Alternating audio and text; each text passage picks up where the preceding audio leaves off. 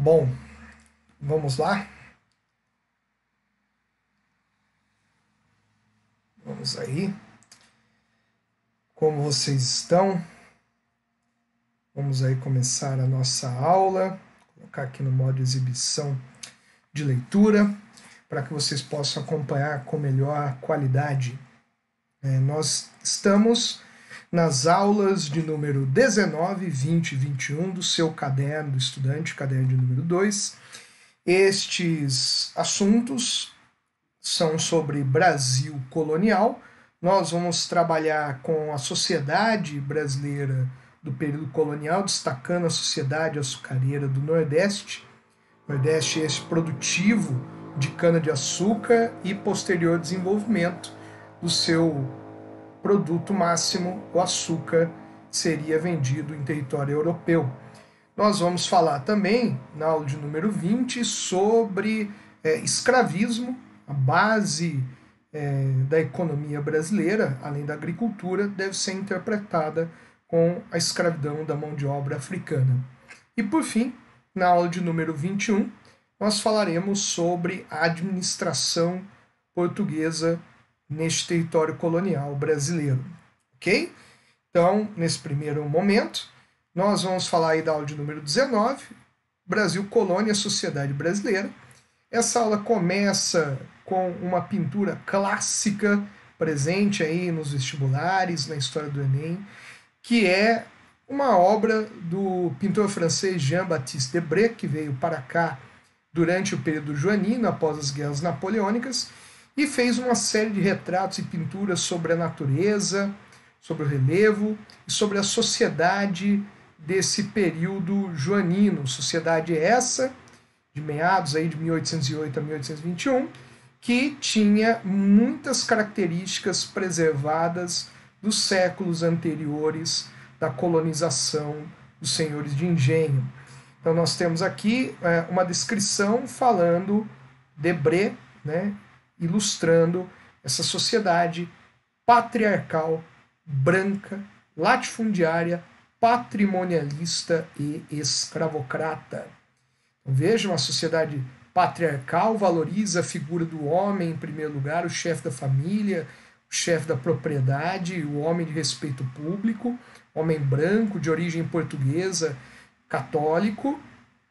A família, né, deste grande aristocrata brasileiro, família, portanto, branca, né? E, por fim, aqui, os homens e mulheres escravizados, propriedades deste senhor.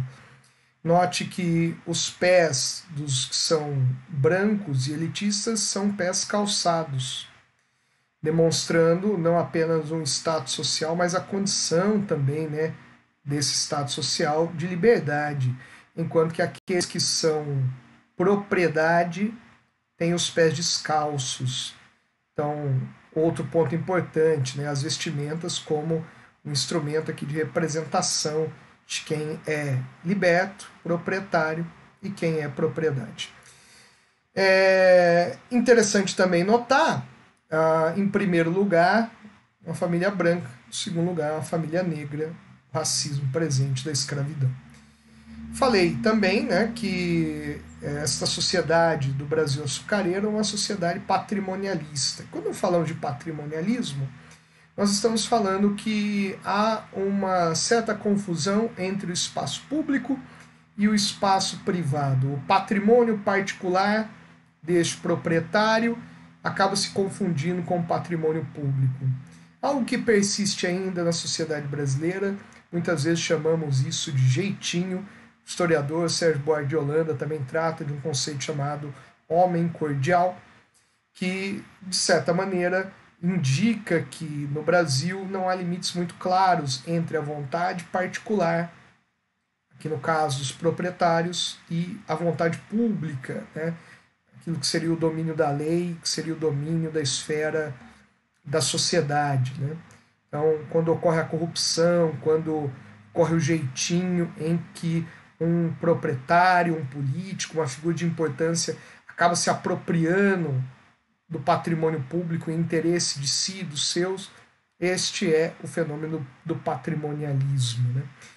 É muito comum na política brasileira nós temos relatos circunstanciais e também, né, até recorrentes de pessoas que fazem uso do patrimônio público para interesse particular. Bom, isso tem heranças coloniais, obviamente que não podemos atribuir tudo à colonização, mas há claras raízes coloniais. Nós estamos aqui num campo também importante de falar que nesta aula de número 19, essa sociedade é uma sociedade rural, é uma sociedade latifundiária, é uma sociedade da região litorânea, nordestina, em especial, e é neste local, neste litoral nordestino colonial, que nós vamos ter o desenvolvimento de uma sociedade branca que oprime uma sociedade negra, com uma faixa intermediária nessa sociedade dos livres, dos pequenos proprietários, dos comerciantes, dos clericais, religiosos, daqueles que são agregados da estrutura da Casa Grande, da estrutura do latifúndio do senhor de engenho. Então, nessa aula, se você pegar no seu caderno, você verá que tem uns tópicos importantes que você deve revisitar no seu livro-texto, né? Então, ocupação litorânea, concentração da sociedade na área rural, a miscigenação racial, lembremos que muitos negros e negras eram vitimadas e vitimados pelo estupro desses proprietários ou de seus serviçais, e também aqueles poucos que conseguiam a alforria muitas vezes acabavam se miscigenando com os brancos dessa área colonial portuguesa. Essa elite açucareira, ela vai formar uma sociedade estratificada, em que esta elite ela é toda privilegiada, aqui representada a proprietária, uma senhora aqui, uma fazendeira, branca com sua filha, possivelmente, e servida por negros e negras, inclusive as crianças, como se fossem aqui objetos de domesticação da vontade dessa família elitista. Então, quando nós visualizamos essa outra pintura do Jean-Baptiste Debré, fica muito claro, né, que os negros escravizados são os pés e as mãos desta elite branca, né? Eles são aqueles que executam o trabalho doméstico, trabalho agrícola. Algumas obras são importantes para a gente citar, né? Casa Grande, Senzala, Sobrados e Mucambos, duas obras magníficas do historiador e antropólogo Gilberto Freire, faz parte aqui da chamada geração de 30. Na década de 1930, no começo da Era Vargas, nós tivemos uma farta produção de ciências humanas de altíssima qualidade por três grandes pesquisadores. Gilberto Freire é um deles no campo cultural, destacando sua obra Casa Grande Senzala, obra essa em que Freire demonstra a formação da sociedade miscigenada e a integração da cultura negra mesclada à cultura branca dessa elite portuguesa. Outras duas obras importantes, Sérgio Buarque de Holanda e sua obra máxima, Raízes do Brasil. É aqui que nós vamos encontrar essa discussão sobre patrimonialismo, sobre as confusões de fronteira entre a vontade particular e a vontade pública na sociedade brasileira. E o capítulo em destaque é o capítulo O Homem Cordial. Cuidado, cordial não significa aquele que é cortês, aquele que é agradável. Cordial é aquele que é guiado pelo coração, pelos impulsos das paixões. Menos razão, mais emoção. Menos lógica, menos logos e mais patos, mais paixão, mais afetos. E isso pode ser para o positivo, o amor, a amizade, isso pode ser também para o destrutivo, o ódio, a raiva, os impulsos. Então, o Brasil é marcado por essa confusão de fronteiras da vida pública e da vida particular. E aqui, obra também magnífica do historiador Caio Prado Júnior, História Econômica do Brasil. Caio Prado Júnior, na geração de 30, junto com Sérgio Buarque e Gilberto Freire, forma essa tríade de grandes intérpretes do Brasil. Caio Prado Júnior, que será muito importante para a gente compreender o pacto colonial e o sentido da colonização portuguesa, o sentido de exploração desta área litorânea e completar a economia portuguesa com essa economia colonial. A colônia Brasil, a colônia África, fornece seres vivos, né, seres humanos, que são coisificados, são animalizados. África e Brasil fazem parte de uma trinca, de uma pirâmide econômica, em que a África fornece a mão de obra, os pés e as mãos da produção agrícola, da monocultura e do plantation, e Brasil, território do extrativismo dos recursos naturais, da produção canavieira, essa mão de obra africana, e o centro da economia é a Europa. Nós somos periferia desse império capitalista português. Bom, você vai encontrar neste capítulo a citação de dois grandes autores, Darcy Ribeiro, que você trabalhou aí em aulas passadas também, nos vídeos que a gente trabalhou sobre o Brasil colonial, e o José Murilo de Carvalho, que é um especialista em sociedade brasileira, política brasileira, destacando a formação da Primeira República, né?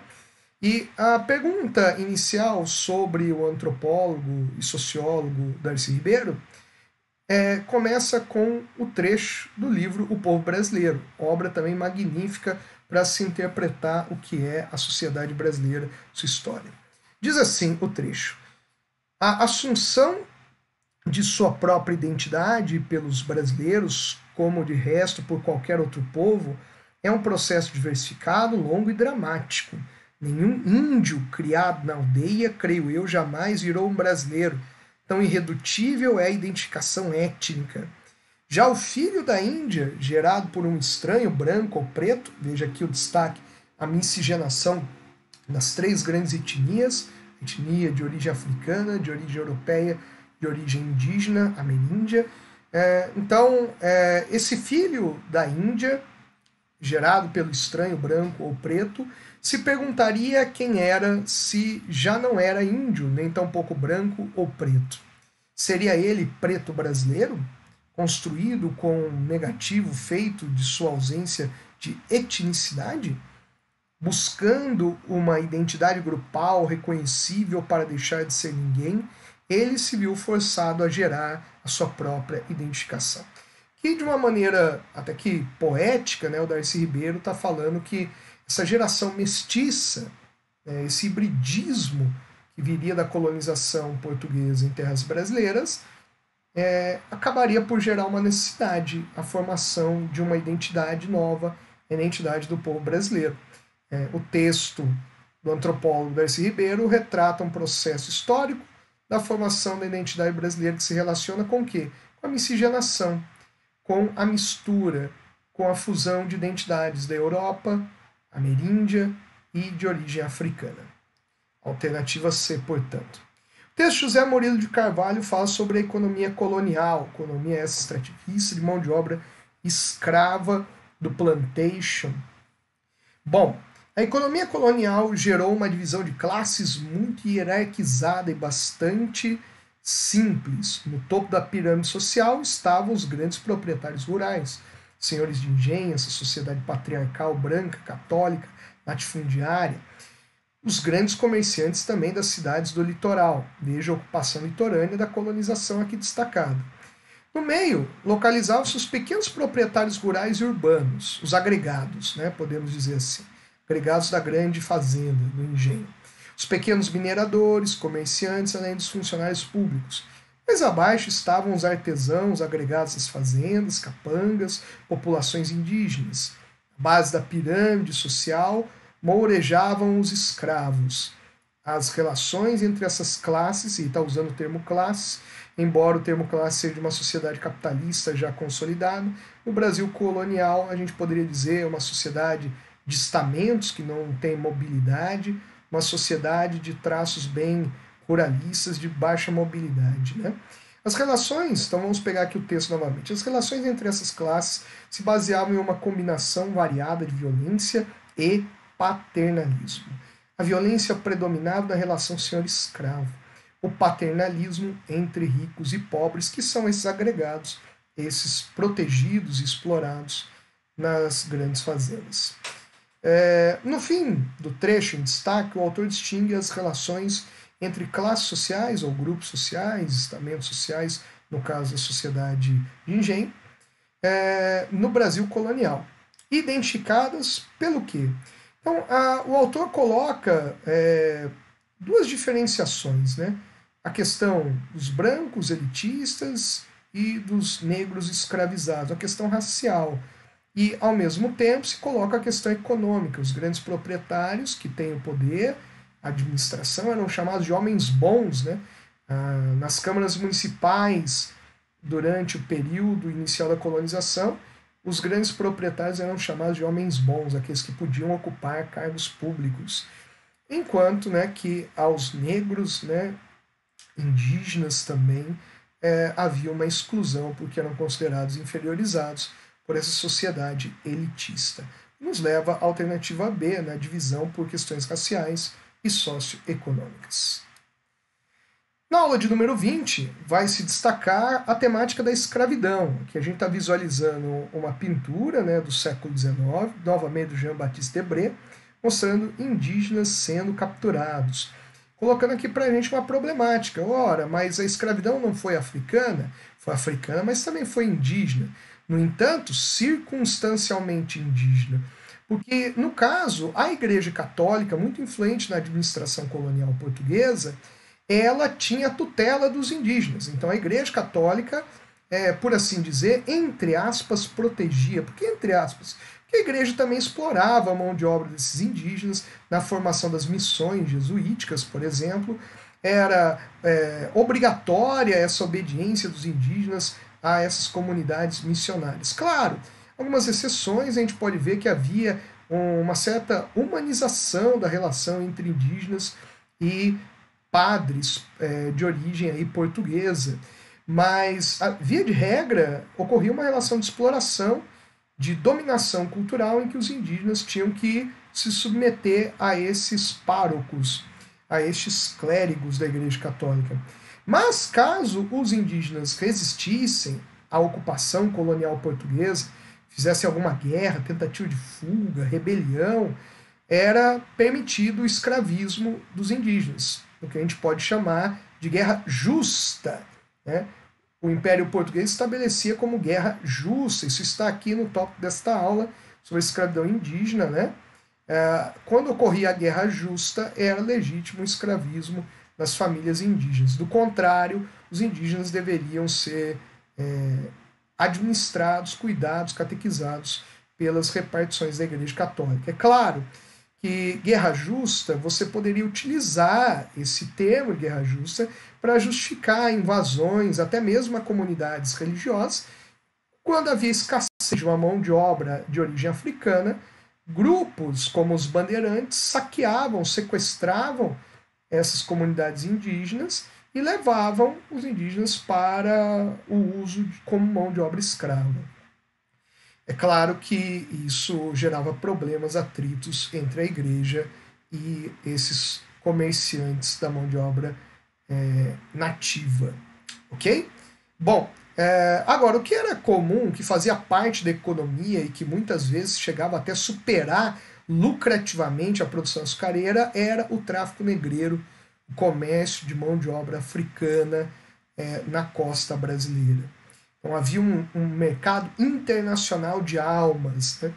Este desenho que está nessa página, né, que está na sua apostila, ele representa, esse desenho representa a distribuição de seres humanos, de negros e negras, adultos e crianças de África, dentro desses navios. Eles são colocados aqui nos navios negreiros, aproveitando o máximo possível de cada espaço que havia para estocagem de pessoas e também de mantimentos, de produtos, de recursos.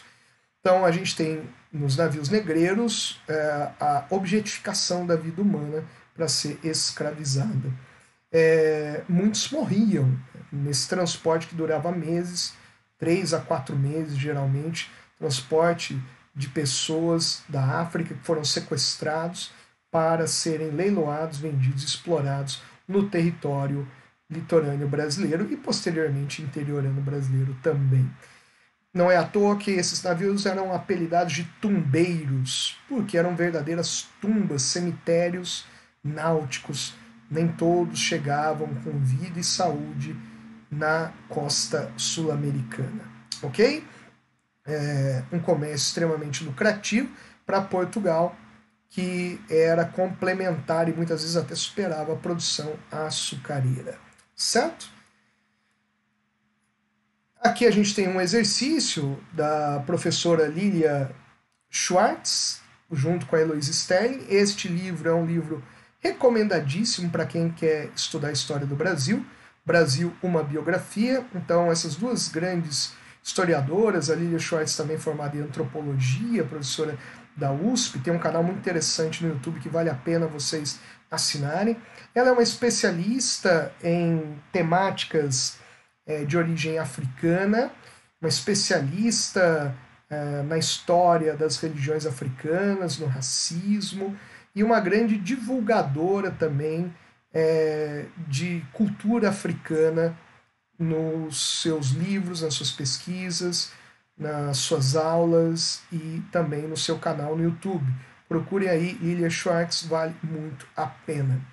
Então, ela vai colocar aqui para nós essa questão do tráfico negreiro, lembrando, né, que os negros não escolheram essa condição de vida, eles foram obrigados. Então, muito cuidado, né, em considerar, mas havia escravismo na África. Havia de fato escravismo em território africano entre os próprios africanos, como houve escravismo na história da humanidade. Agora, o modelo do tráfico negreiro é um modelo capitalista mercantilista, é uma nova fase de capitalismo, uma nova fase de economia da sociedade humana, que é o capitalismo mercantil, é um novo modelo de escravismo numa escala nunca antes vista na humanidade, intercontinental, transatlântico. Há um negócio, uma economia escravista de grande articulação entre os séculos XVI, XVII, XVIII e começa a arrefecer, enfraquecer no século XIX.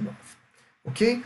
Bom, então vamos aí. A escravidão também estava presente na África, como a gente acabou de citar, mas nesse continente se desenvolveu paralelamente a sistemas de linhagem e parentesco, quase como um modelo de servidão. Sem unidades políticas ou religiosas mais abrangentes, os africanos eram livres para aprender, comprar e até exportar escravos. Caravanas realizavam grandes rotas no interior do deserto Saara, e desde o século VII, mercadores islâmicos desempenhavam o papel de traficantes de homens. A rota principal foi o norte da África, seguida pelo comércio do Mar Vermelho, ali entre Egito, Sudão e também o Oriente Médio, né? Sudão do Norte, Sudão do Sul, no caso. Então, a rota principal foi o norte da África, seguido pelo comércio do Mar Vermelho e pelo leste do continente, onde o sistema também existia. Mas, aqui um ponto importante, não era fundamental para a economia local. No entanto, né, vamos fazer um parênteses, o tráfico negreiro, o modelo escravista português, né, europeu, moderno, ele é fundamental para a economia açucareira agroexportadora. Ou seja, voltando ao texto, cativos dedicavam-se especialmente aos trabalhos caseiros. Somente em alguns poucos casos eram usados em atividade de manufatura ou pastoreio. Então você está vendo que o modelo de escravismo africano, embora fosse a exploração do ser humano, ele não tinha o mesmo rigor e intensidade da produção de plantation, da produção em território americano. Interessante também notar que esses que eram escravizados, que vinham para cá, criaram toda uma sorte de resistências, né? Fugas, rebeliões, até mesmo abortarem os seus filhos, as mulheres grávidas, para que não fossem escravizados, como os adultos já eram. Então, essa visão que temos de que aceitaram a escravidão é uma visão muito equivocada e apaga toda uma história de resistência da comunidade africana. A partir do texto, podemos avaliar a escravidão. Então, a escravidão aqui no texto está sendo destacada numa escala de vários continentes, vários povos, né? Um processo de dominação humana, de exploração humana, presente no território africano, asiático e europeu.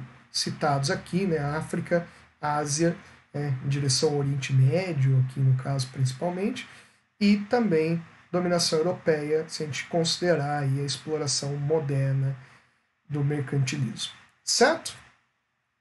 Por fim, aula de número 21, Brasil, colônia, administração do Império Português no território brasileiro. Né? Destacando aqui nessa administração a organização social, a gente citou isso no começo desta videoaula que a gente está fazendo, a formação de movimentos sociais, pensamento político e ação do Estado.